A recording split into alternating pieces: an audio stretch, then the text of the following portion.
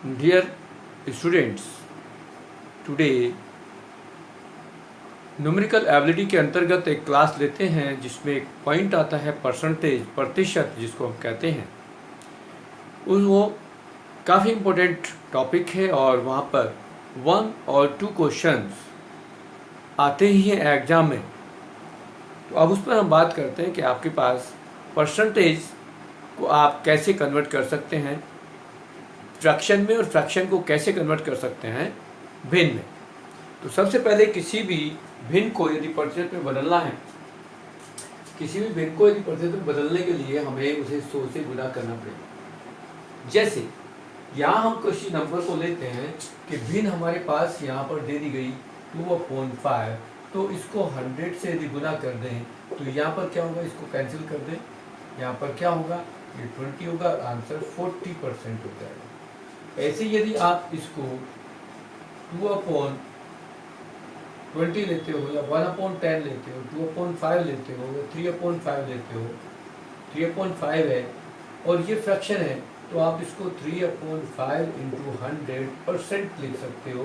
Means इसको यदि आप यहाँ से 20 से कैंसिल करेंगे, 5 से कैंसिल करेंगे, 20 और 20 × 3 60% ये आपका आंसर हो जाएगा। अब इससे रिलेटेड कुछ डायरेक्टली आप कैसे कन्वर्ट करेंगे फ्रैक्शन को परसेंटेज में, ये एक छोटी सी एक टेबल बताई गई है कि यदि आपके पास 1 है, उसको कहा जाए कि परसेंटेज में कन्वर्ट करो, तो 100 से मल्टीप्लाई करने के बाद ये 100 आएगा। यदि 1/2 है तो 100 से मल्टीप्लाई करेंगे तो 50% हो जाएगा। 1/4 है, 100 से मल्टीप्लाई करेंगे तो 25/100 होगा, मीन्स 25% होगा। सेम 1/8 को आप फ्रैक्शन में बदलोगे परसेंटेज में, तो यदि हम यहाँ 100 से मल्टीप्लाई करेंगे तो 12.5 12.5% हो जाएगा। यदि 1/16 हो तो ये 6 से 1/4% हो जाएगा। और ये और हम यदि फ्रैक्शन में जाएं तो ये 1/32 यदि हो तो 3 से 1/8% हो जाएगा। अब ये हमने हाफ करते जा रहे हैं सबको, 1 1/2 1, उसका भी हाफ, उसका हाफ, उसका हाफ, उसका हाफ करके जा रहे हैं। मतलब 1 है, 1/2 1/4 1/8 1/16 और 1/32। तो ये परसेंटेज हमारे पास 100 50% 25%, उसका हाफ, उसका हाफ और उसका हाफ हो गया। अब यदि हमारे पास 1/3 है और उसको फ्रैक्शन को, भिन्न को प्रतिशत में बदलना है, तो इसको भी आप 100 से गुना करेंगे, तो ये 100/3 होगा। यदि आप करना चाहें तो 1/3 को यदि लेंगे तो 1/3 × 100% होगा, जिसको आप 100/3 लिखेंगे और इसको भाग करेंगे तो 33 से ही 1/3% में बदल जाएगा। ऐसे यदि ये 1/3 है तो 1/5, 1/5 यहाँ भी ऊपर नहीं था तो हमने 1/5 को डायरेक्ट लिख सकते हो 20%। 1/6 है तो 16:2/3 या 16 से ही 2/3% के बदल जाएगा। 1/7 है तो 14 से ही 1/7% होगा, क्योंकि यदि सीधे हम 100 से गुना करेंगे इसमें तो 100/7 और 100/7 में आएगा 14 से ही 1/7। 1/9 है, 1/8 ऑलरेडी आ गया, 1/9 हमारे पास करेंगे तो 100 को 9 से भाग करेंगे तो 11 से ही 1/9 आएगा। और यदि 1/11 को करते हैं तो 9 से ही 1/11। ये एक नियम था कि किसी भिन्न को प्रतिशत में बदलने के लिए उसमें हम 100 से गुना कर दें तो हमारे पास जितने भी फ्रैक्शन थे उन सबको हम प्रतिशत में बदल सकते हैं। सेकंड नियम क्या है, किसी प्रतिशत को भिन्न में बदलने के लिए उसमें 100 से भाग करना पड़ता है। अब प्रतिशत हमारे पास ये ले ली, यदि प्रतिशत हमारे पास 4% है तो 4 को यदि 100 से भाग करोगे तो 4/100 मतलब 1/25। 5% है तो 5 को 100 से भाग करोगे तो 5/100 1/20। 10/100 करेंगे तो 1/10। 20/100 करेंगे तो 1/5। 25/100 करेंगे तो 1/4। 16/100 करेंगे तो 4/25 और 40/100 करेंगे तो 2/5।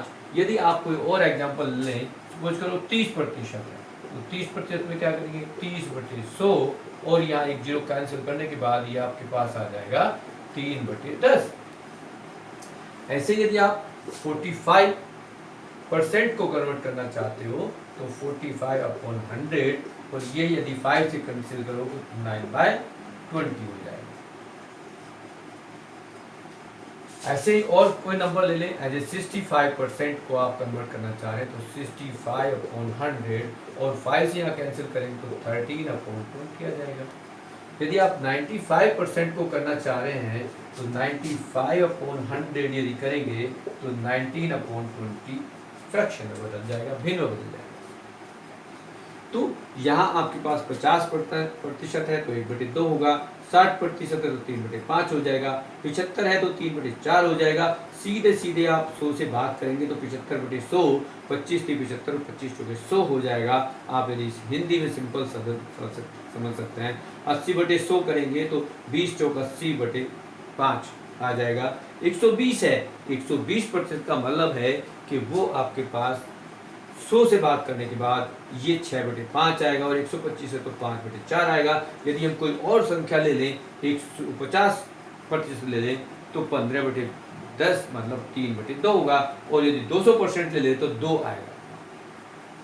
तो यहाँ अब एक और नियम हम बात करते हैं कि एक्स वाई का कितना प्रतिशत है। यदि इसको करेंगे तो यहाँ x को y से हम भाग करें और 100 से गुना कर दें। मतलब यहाँ पर कोई और ये लें कि ये 20-30 का कितना प्रतिशत है, तो क्या करेंगे 20/30 गुना 100, मतलब ये यहाँ से कैंसिल कर दिया और यहाँ क्या हो जाएगा 2/3 होगा, और यहाँ करेंगे तो कितना होगा 66 से ही 2/3% हो जाएगा। तो ये आप इसको इस तरह से कर सकते हो। तो ये आपके जितने भी आपको भिन्न और कितने प्रतिशत कौन सा हिस्सा है, यदि कहा जाए 30-20 का क्या कितना प्रतिशत तो 30/20 कर देंगे, 40-50 का कितने प्रतिशत तो 40/50 कर देंगे, 60/70 हो तो 60/70 गुना 100 कर देंगे और इसको सिंपल कर देंगे। तो यहाँ जितना भी होगा हम उसको इस तरह से करते जाएं। और अगला नियम है कि यदि ए बी से x% अधिक है तो बी ए से कितने प्रतिशत कम होगा। अब कम होने का मतलब है जितने प्रतिशत ये अधिक है उसको आप कैसे निकालेंगे। यह नियम है कि यहाँ आप उसमें प्लस कर दें। तो यदि x% को यदि हम x को 20% ले लें तो क्या होगा 20 गुना 100 बटे में 100 प्लस 20 करेंगे, और यहाँ से 100 को यदि 20 से गुना कर दें और यहाँ हो जाएगा 120, तो एक जीरो कैंसिल कर दें और यहाँ पर आप इसको और कैंसिल करेंगे तो ये 100/6 आएगा, या इसको आप लिखेंगे तो 50/3 लिखेंगे, और आगे लिखेंगे तो क्या लिखेंगे 17 से 1/3% कम हो जाएगा। आप इस तरह से इसको हल कर सकते हैं, क्योंकि यहाँ आपके पास क्या हुआ, क्योंकि 100/6 या 50/3 तो सॉरी 100 से 1/3 16 से ही 2/3 होगा, क्योंकि यहाँ जो आपके पास कोई भी नंबर ले लेंगे इस तरह से आपके पास एक भिन्न यदि a b से 20% अधिक है तो b a से 16 से ही 2/3% कम होगा। यदि यहाँ ले ले 30%, a b से 30% अधिक है तो b a से कितने प्रतिशत कम होगा, तो यहाँ जहाँ 20 लिया है हम 30 ले लेंगे, 40 है तो 40 ले लेंगे, 50 है तो 50 ले लेंगे, हमें उसकी रेशियो प्राप्त हो जाएगी। इस तरह से आपके पास ये कुछ प्रॉपर्टीज़ आपको करने को मिलेंगी। आगे कुछ और नेक्स्ट रूल लेते हैं। नियम नंबर 5, रूल नंबर 5 में कहा है यदि ए बी से x% अधिक है या कम है तो बी ए से कितना अधिक होगा। ये सेम अपनी रूल नंबर 4 की तरह था। वहाँ पर क्या था कि ए बी से x% अधिक है तो बी ए से कितना कम होगा, लेकिन उसका विपरीत ये हुआ कि यदि ए बी से x% कम है तो बी ए से कितना अधिक होगा। यदि यहाँ पर कहा जाए कि किसी एक व्यक्ति की आय, किसी व्यक्ति ए की इनकम बी से 20% अधिक है या 30% अधिक है तो बी की ए से कितने प्रतिशत अधिक होगी। यहाँ यदि क्वेश्चन ये बनता है कि यदि x का मान 20% कम ले लें, जैसा कि ये एक उदाहरण हम ले लें कि यदि a की आय b से 20% कम है तो b की आय कितनी अधिक होगी a से। इस टाइप के क्वेश्चन आते हैं तो सीधे सीधे आप इस फॉर्मूले में वैल्यू रखेंगे और आंसर आ जाएगा। अब देखेंगे तो क्या होगा, 20 गुना 100 बटे में 100 माइनस 20 करेंगे तो यहाँ 20 गुना 100 और बटे में आ जाएगा 80 और यहाँ आपके पास क्या आएगा आंसर, देखो यहाँ इसको कैंसिल कर दो 4 और ये आ जाएगा 25%। अब यहाँ समझने वाली बात ये है कि यदि एक व्यक्ति की इनकम ए की 20 से 20% कम है तो बी की 1 से 25% अधिक होगी। यदि यही वैल्यू हम कहते हैं कि x का मान 30% कम है तो यहाँ क्या होता, 30 गुना 100 बटे में 100 माइनस 30, मतलब क्या होता है 30 गुना 100 बटे में 70। अब इसको यदि आप यहाँ से कैंसिल करते हो तो यहाँ आएगा 300 बटे 7 और यदि इसको आप भिन्न में बदलते हो तो कितना होगा, यदि हम हिंदी में समझाएं तो 7 चौक 28 और यहाँ बचा 2, 7 दूनी 14 और फिर यहाँ आ गया 6, यदि एक और पढ़ते हैं तो दशमलव होगा और यहाँ से आपके पास 7 दूनी 14 के बाद 6 बचा, 6 में 0 नोट करेंगे तो 7 8 56 और उसके बाद फिर 4 आ गया और 7 5 35। तो लगभग यदि हम इसको ये कह दें कि 42 से 6/7% है तो चलेगा, दशमलव में बदलेंगे तो भी हो जाएगा। तो यहाँ 30% कम है तो बी की इनकम 42 से 6/7% हो गई, सॉरी 4, 7 दूनी 14 और 6। इस तरह से अभी यहाँ पर जो चौथा रूल था उसमें भी हम इसी तरह से ले सकते थे कि यदि एक व्यक्ति की इनकम अधिक है तो दूसरे की कम होगी एक के कंपेयर में, तो वहाँ प्लस का साइन था, यहाँ माइनस का साइन। यदि पहले कम दे दिया कि ये कम है तो उसकी क्या होगी, तो यहाँ फिर ये वैल्यू बढ़ेगी और यदि यहाँ अधिक है तो ये प्लस लेने के बाद ये वैल्यू कम हो जाएगी। अब इनमें एक अंतर ये ध्यान रखना, क्या कि यदि हमारे पास यहाँ कम है तो ये अधिक आना ही आना है। ये 30% आया, 20% आया तो 25%, 30 है तो 42% मान लो, और यदि ये यहाँ अधिक होता तो ये 20% होता तो यहाँ कुछ कम आएगा। यदि इसी उदाहरण से यदि हम किसी को दूसरे क्वेश्चन को लेना चाहेंगे तो यहाँ क्या अंतर पड़ेगा, यदि इसको कम की बजाय अधिक कर दें तो यहाँ प्लस कर देंगे, यहाँ ये वैल्यू कम आएगी। अब दूसरा क्वेश्चन ये है कि यदि किसी राशि को क्रम से 10x प्रतिशत और y% बढ़ाया जाए तो कुल बढ़ोतरी कितनी होगी। बढ़ोतरी इस फॉर्मूले से होगी कि पहले कोई भी वस्तु थी उसमें कितने % बढ़ोतरी होगी, ये कुछ भी हो, कोई आइटम की कॉस्ट चाहे वो 100 हो, 200 हो, 1000 हो, 2000 हो, कोई फर्क नहीं पड़ता। बट यदि हमें परसेंटेज में निकालना हो तो क्या करेंगे, यदि x को हम कह दें कि x 10% है और y बराबर 20% है तो हम यहाँ क्या करेंगे, इसमें हम लिखेंगे x को 10% ले लो, क्या ले लेते हैं 10 + 20 + 10 गुना 20 बटे 100। अब ये 10 + 20 तो 30 हो गया और ये 30 प्लस आपके पास क्या हुआ 200 बटे 100, मतलब ये तो यह आएगा 32%।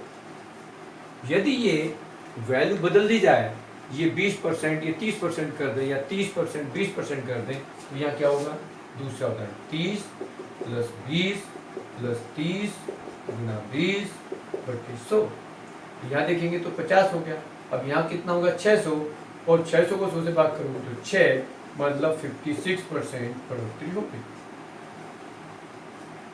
आप किसी भी संख्या में यहाँ देखेंगे कि ये कोई आइटम है, मार्केट में किसी भी चीज़ को यदि आप देखेंगे कि किसी व्यापारी ने अपनी किसी कीमत की कॉस्ट को पहले x% बढ़ाया फिर y% बढ़ाया तो कुल कितनी बढ़ोतरी होगी, उस तरह के क्वेश्चनों को हम इस तरह से कैलकुलेट करते हैं। उसके बाद जो नया नियम है वो है किसी राशि को पहले x% बढ़ाया गया जाए और फिर y% घटाया जाए तो उसका कितना अंतर होगा, बढ़ेगी या घटेगी, ये कम होगा या अधिक होगा, वो इस फॉर्मूले पर डिपेंड करता है। ये फॉर्मूला में क्या होगा, यदि हम यहाँ ऐसे ही x को 10 और इसको 20 ले लें तो यहाँ क्या होगा, x को आप 10 ले लेते हैं, 10%, और फिर 20% ले लेते हैं, तो आंसर पे क्या फर्क पड़ेगा। तो देखते हैं हमने क्या लिया, यह 10 माइनस 20 माइनस 10 गुना 20 कैलकुलेट करेंगे। देखिए यहाँ पर आया 10 माइनस 20 तो माइनस 10 आएगा, माइनस 10 और ये भी माइनस हो गया, तो माइनस कितना हो गया, 200/2 मतलब -2, और ये आया -12%। -12% का मतलब क्या होगा कि यहाँ पर इसको कमी आएगी, कीमत में जो ओरिजिनल कॉस्ट थी, जो वास्तविक उसका मूल्य था, उसमें 12% कम हो। और यदि हम इसको x को 20% ले लें, y को 10% ले लें, तब क्या होगा देखते हैं। 20 माइनस 10 माइनस 10 गुना 20/100, फिर 20 माइनस 10 करेंगे तो आपके पास आएगा 10, और यहाँ फिर ये 200/10 माइनस 2 आएगा, तो यहाँ आपके पास 8% प्लस में आया, जिससे ये बढ़ोतरी होगी कॉस्ट में। अब ये देखना है कि यदि आप कई बार मार्केट में जाते हैं, मार्केट में कॉस्ट शॉपकीपर क्या डिसाइड करता है, पहले उसकी कॉस्ट को बढ़ा देता है और फिर डिस्काउंट दे देता है। तो कॉस्ट बढ़ी, एमआरपी लिख दिया और उसने कह दिया इतने % डिस्काउंट हम दे रहे हैं। तो ये इस फॉर्मूले से पर बेस्ड होता है कि पहले आप किसी आइटम को अपने प्रॉफिट के लिए बढ़ा दें और उस पर फिर बाद में डिक्लेयर कर दें डिस्काउंट, और हमें उसके एमआरपी फिक्स करने में इस फॉर्मूले से बेनिफिट मिलता है कि इससे हम बेनिफिट निकाल लेते हैं कि हमें प्रॉफिट होगा या लॉस होगा। तो सबसे पहले जब भी कोई शॉपकीपर सामान लाता है, अपने कॉस्ट को अपने अकॉर्डिंग फिक्स करता है और उसमें पहले उसकी कॉस्ट को बढ़ाता है और फिर बाद में कहता है कि मैं इतने % डिस्काउंट दे देता हूँ। तो इस टाइप के टेक्निक से वो अपने आप को प्रॉफिट में बैठाता है कि वो कम से कम 8% तो वो प्रॉफिट लेगा ही लेगा। इस टाइप से ये आपके पास रूल नंबर 7 हुआ। नेक्स्ट रूल नंबर 8, जब किसी वस्तु का मूल्य x% बढ़ाया जाए फिर उसके बाद x% घटाया जाए तो वस्तु का मूल्य x²/100% कम होगा। ऐसा उदाहरण लिया जा सकता है कि यदि किसी कंपनी में किसी स्कूटर या कार की कीमत को पहले 30% घटा दिया जाए और बाद में 30% बढ़ा दिया जाए तो क्या फर्क पड़ेगा। या किसी कार की कीमत को 10% बढ़ा दिया जाए पहले और फिर बाद में उसकी 10% कम कर दी जाए तो क्या फ़र्क पड़ेगा। तो उनका सीधा सीधा एक ही फ़र्क पड़ेगा कि उनकी कीमत कम हो जाएगी। यदि यहाँ कहा जाए कि किसी वस्तु का एक मूल्य x% बढ़ाया जाए और उसके बाद उसको घटा दिया जाए, या पहले लिख दें कि पहले मूल्य घटाया जाए और बाद में उसको बढ़ाया जाए, तो रिजल्ट क्या होगा, ऑलवेज रिजल्ट में कमी आएगी, उस वस्तु के मूल्य में कमी आएगी। और वो किस तरह से होगी, वो इस फॉर्मूले के द्वारा होगी। यदि यहाँ हम मान लें कि x 10% है तो कितने % कमी होगी। यहाँ सीधे सीधे क्या होगा, इसको करेंगे तो 10 का वर्ग बटे में 100 बराबर 100/100 और इसको लिखेंगे 1% की कमी होगी। यदि आप इसको x को 20% लेते हो तो यहाँ क्या आएगा, यहाँ आप लिखेंगे 20 का स्क्वायर बटे 100 मतलब 400/100, तो 4% की कमी आ जाएगी। इसी तरह से यदि आप कहते हो कि हम x को 30% ले लेते हैं, 30% पहले बढ़ाया गया और 30% फिर घटाया गया, तो सीधा आंसर क्या होगा, 30 का वर्ग बटे 100 मतलब 900/100 और यहाँ आ जाएगा 9%। तो 9% ये जो है आपकी कमी आएगी। ये ऑलवेज कमी ही आती है। कई बार आप लोगों को ऐसे क्वेश्चन आएंगे कि कोई सामान आपको 10,000 रुपये MRP में मिलता है, पहले उसमें 10% का आपको मुनाफा हो गया एक आइटम पर और दूसरे 10,000 की कीमत पर 10% का घाटा हो गया, तो आप कैसे निकालेंगे, सीधा ये फॉर्मूला लगाएंगे। फिर एग्जाम्पल समझ लेते हैं कि आपने कोई सामान खरीदा, 2 सामान खरीदे, 10-10 हज़ार कीमत के खरीदे, एक पर 10% प्रॉफिट हो गया और दूसरे पर 10% लॉस हो गया, तो आपको 1% नुकसान होगा। यदि आपने कोई 20% प्रॉफिट किया एक आइटम पर और दूसरे पर 20% लॉस हो गया, तो आपको 4% नुकसान होगा। आपने किसी आइटम को 30% यदि एक आइटम पर 30% प्रॉफिट ले लिया और उसी कॉस्ट के अमाउंट पर दूसरे आइटम पर 30% का नुकसान उठा लिया, तो आपको 9% का नुकसान होगा, लॉस होगा। तो ये क्वेश्चन उस पेज पर था, ये नियम।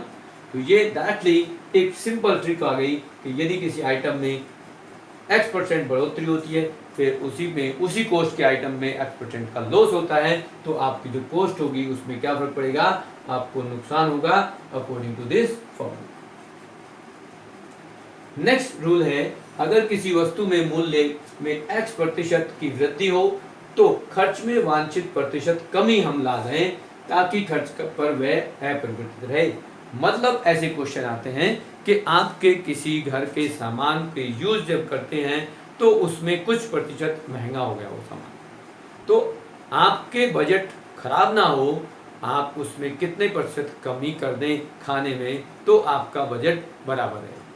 जैसे एक एग्जांपल लेते हैं कि आपके घर में चीनी का कॉस्ट लगभग 10% बढ़ा दी जाती है, तो आप उस चीनी को कितने प्रतिशत कम खाना शुरू करें जिससे आपका बजट उतना ही खर्च हो। तो कितने प्रतिशत बढ़ा दी गई, 10% बढ़ गया। चीनी पर, चाय पर, दूसरे सामान पर आपका किचन का बजट ना बदले तो आप कितना सामान उसमें कम कर देंगे सामान को लाना, तो आपका बजट उतने में ही हो। तो यदि हम यहाँ पर x को कह दें कि 10% की वृद्धि हो गई सामान के मूल्य में, तो यहाँ इसको डालेंगे तो आपके पास आएगा 10/100 प्लस 10 गुना 100। यहाँ आप करेंगे तो इसको लिखेंगे 10 गुना 100 और नीचे क्या आएगा आप देखेंगे 110। अब 110 में आएगा तो एक जीरो कैंसिल हो गए और यहाँ 100/11 आ गया, जिसको आप यदि प्रतिशत में बदलेंगे तो क्या होगा 9 सही 1/11% की आपको कमी करनी पड़ेगी। इस तरह से यदि आप कह दें कि यहाँ आपके आइटम में 20% की बढ़ोतरी होगी, तो 20% में क्या करेंगे, यदि आप x को 20% लेना चाह रहे हैं तो क्या होगा, यहाँ आप देखेंगे 20 गुना 100 और बटे में क्या करेंगे 100/20 करेंगे, 100 प्लस 20 करेंगे, तो यहाँ आपके पास क्या आएगा, ये 20 गुना 100 बटे में 120 आएगा और ये आप इसको कैंसिल कर दें और यहाँ आ गया 6 और फिर ये 100/6 लिखो या फिर 50/3 लिखो और ये आ गया 16 सही 2/3% की आपको कमी करनी पड़ेगी, तब आपका बजट जो होगा वो सेम रहेगा, आपका बजट नहीं खराब होगा। ऐसे क्वेश्चन कई बार रिपीट होते हैं, अक्सर क्वेश्चन इस टाइप के आते हैं कि आपका अपना बजट को कितने प्रतिशत कम कर दें, कितना खर्चा कम कर दें जो आपका बजट सेम रहे। फिर उसका रिवर्स क्वेश्चन है कि किसी वस्तु के मूल्य में यदि x% की कमी होने पर खर्च में वांछित प्रतिशत की वृद्धि हो जाए, करनी पड़ जाए कि आपका बजट बैलेंस बना रहे, तो यहाँ भी वही काम करना पड़ेगा। लेकिन इसमें अंतर क्या है, वहाँ आपके पास प्लस था और यहाँ आपके पास है माइनस। यदि आपका बजट बैलेंस वही रहे और आपके सामान की कीमत कम हो गई तो आप ज़्यादा सामान खरीद सकते हैं। और ज़्यादा कितना खरीद सकते हैं, यदि आप यहाँ मान लें कि x को आप 10% कहते हैं कि 10% आपकी जो सामान के मूल्य में कमी आ गई, तो यहाँ क्या होगा, इससे आप 10/100 माइनस 10 करके इंटू 100 करेंगे और यहाँ आएगा 10 गुना 100 बटे में 90 हो जाएगा। तो यहाँ पर क्या होगा, एक जीरो तो कैंसिल हो गई, अब 100/9 मतलब 11 से ही 1/9% की आप सीधे सीधे वृद्धि कर सकते हैं अपने सामान में, जबकि बैलेंस खराब नहीं होगा। सेकेंड एग्जांपल यदि ले लें कि इसमें 20% कर दे तो 20% करेंगे तो 20 गुना 100 और बटे में क्या होगा 120 हो जाएगा, 100 प्लस 20 सॉरी माइनस हो करेंगे तो 100 माइनस 20 और यहाँ आपके पास क्या होगा 20 गुना 100 बटे में 80 आएगा, एक जीरो कैंसिल कर दी 4 आएगा और यहाँ क्या आएगा 25% आप सामान अधिक खरीद सकते हो।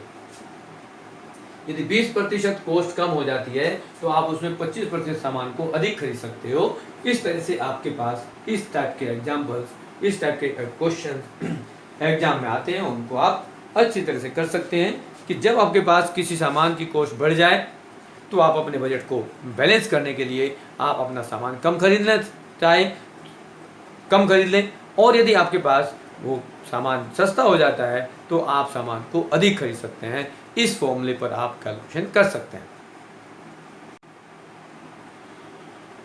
नेक्स्ट नियम नंबर 10, 10, रूल नंबर 10, जब कोई आदमी एक मद में खर्च के बाद शेष आय का कुछ और प्रतिशत दूसरे मद में या उसके शेष बचे हुए का किसी तीसरे मद में या उससे भी आगे यदि किसी चौथे मद मतलब कहीं इस तरह के काम करता है कि वो बार बार जो बचा हुआ है उसके रिमेनिंग भाग को कहीं खर्च करता है, तो उसको आय और बचत में क्या संबंध होगा वो हम इस फॉर्मूले से निकाल सकते हैं कि यदि वो 3 जगह खर्च करता है, पहले कोई आय थी उसके पास, फिर उसके बाद कुछ बचत होगी। बचत कब होगी? जब वो जगह जगह खर्च कर देगा, उसके बाद जो बचेगा वो उसकी बचत कहलाएगी। अब बचत जो होगी वो यहाँ पर देखेंगे कि आय हमारे पास जो कुछ भी हो गया तो आय हमें निकालनी होगी या बचत हमें निकालनी होगी। यदि हमें आय दी गई है तो बचत निकालनी होगी और वो बार बार x1, x2, x3% उसको खर्च कर रहा होगा। उसके बाद जो भी हमारे पास बचत आ जाएगी, और यदि बचत दी गई है तो आय आ जाएगी। इस तरह से हमारे पास जो भी, हम मान लेते हैं कि यदि हमारे पास किसी व्यक्ति की जो इनकम है वो 10,000 रुपये है और 10,000 रुपये में वो कुछ बचत क्या होगी ये हम x मान लें, और यहाँ पर हम कह देंगे कि वो पहले 10% किसी चीज़ में खर्च कर रहा था तो 100 माइनस 10 करेंगे तो 90 हो जाएगा। दूसरे में 100 बटे में वो कह रहे हैं 20% करता है तो 100 माइनस 20 80 हो जाएगा।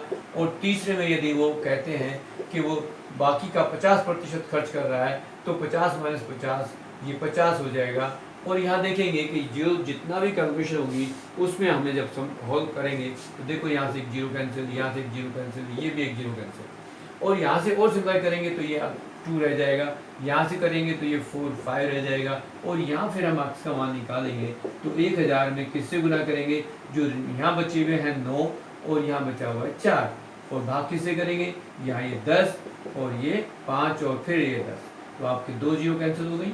और यहाँ से इसको गुना करेंगे तो 9 चौक 36 और ये 3600 रुपये उसके पास बचत हो जाएगी। इस तरह से आप इसको निकाल सकते हैं।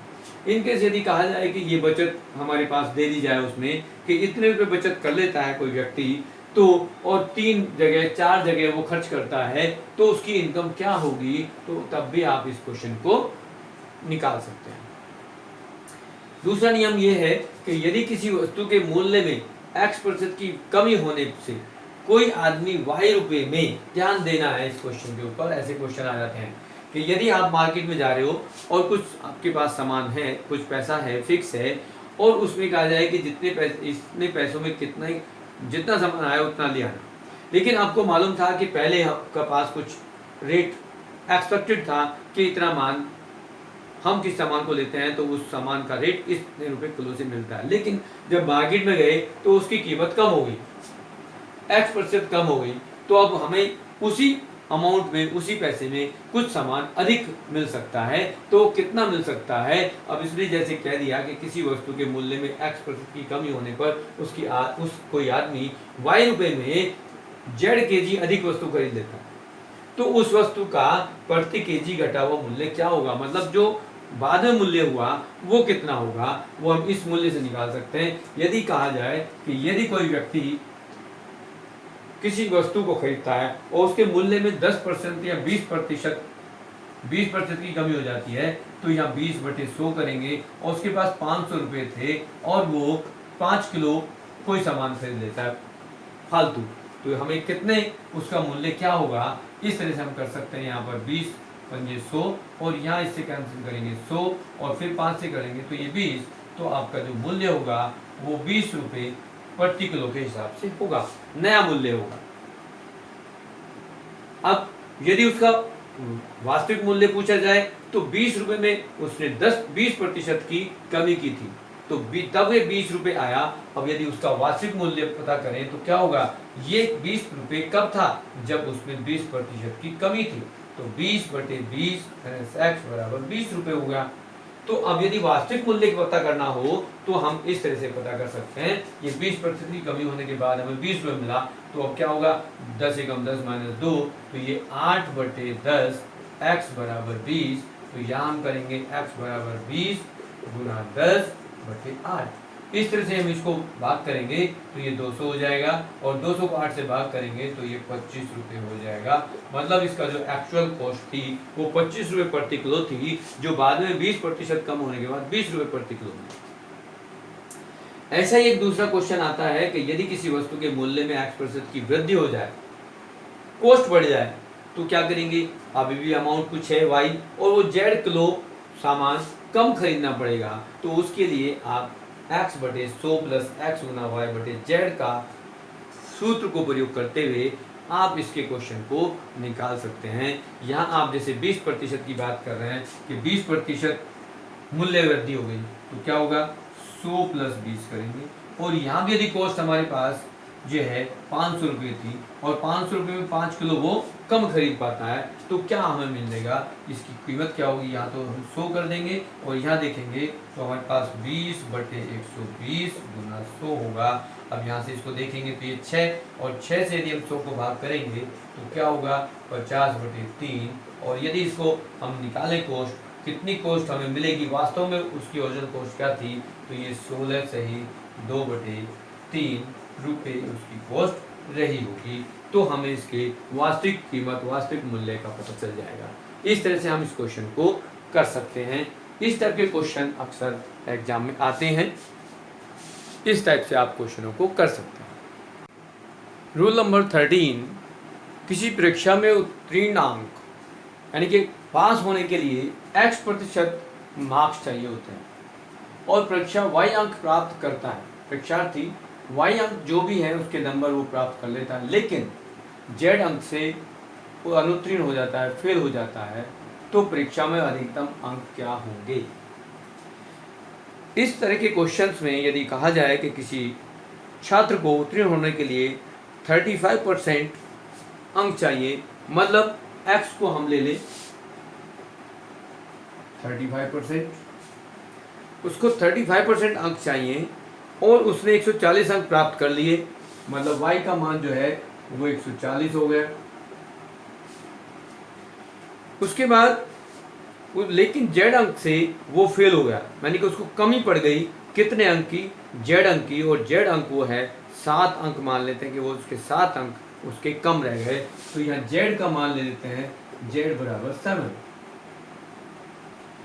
यहाँ उसने कितने प्राप्त किए, 140 अंक प्राप्त किए, 35 प्राप्त, उसको पास होने के लिए 35% चाहिए थे, और 7 नंबर उसको कम पड़ गए। हम इसको यहाँ लिख दें कि z का मान 7 उसको कम पड़ गया। तो अब हम इस बच्चे में के कैलकुलेशन के हिसाब से पता कैसे करें कि इसको कितने मार्क्स चाहिए या अधिकतम नंबर कितने होंगे। तो इस फॉर्मूले को यूज कर लेंगे। हमारे पास y प्लस जेड, मतलब जितने मार्क्स हमें चाहिए उसको बच्चे ने प्राप्त किए किसी कैंडिडेट के लिए 140, और कितनों की उसको जरूरत थी, 7 की, और आपके पास कितने प्रतिशत मार्क्स मिले पास होने के लिए चाहिए, 35%। अब इसको आप 100 से गुना कर देंगे तो यहाँ आपके पास आंसर आएगा। आप यदि इसको ऐड कर देंगे क्या होगा, 147/35 × 100। और यदि आप इसको कैलकुलेशन करेंगे तो यहाँ कितना आएगा, ये आप कैलकुलेशन करेंगे तो ये आपका आंसर हो जाएगा 1420। सिंपल कर देंगे, 5 से यहाँ कैंसिल कर दें, 5 से इसको करेंगे तो 5 7 जा हो जाएगा, और यहाँ करेंगे 20, और 7 से करेंगे 7 20 और 1, तो 21 × 20 करेंगे तो 420 जो मार्क्स आएंगे उसका ये रिजल्ट हो जाएगा। दूसरा नियम है कि कोई परीक्षार्थी x% अंक प्राप्त करता है, किसी के अंक x% मिल जाते हैं उसको, लेकिन और a अंक से फेल हो जाता है, मतलब उसको कुछ अंक कम पड़ गए पास होने के लिए। लेकिन जबकि दूसरा परीक्षार्थी जो है वो y% मार्क्स लेता है, और वो प्राप्त होने के बाद वो न्यूनतम जितने उसको मार्क्स मिलने थे उससे b अंक अधिक लेता है, उसको कुछ नंबर अधिक मिल जाते हैं और वो पास हो जाता है।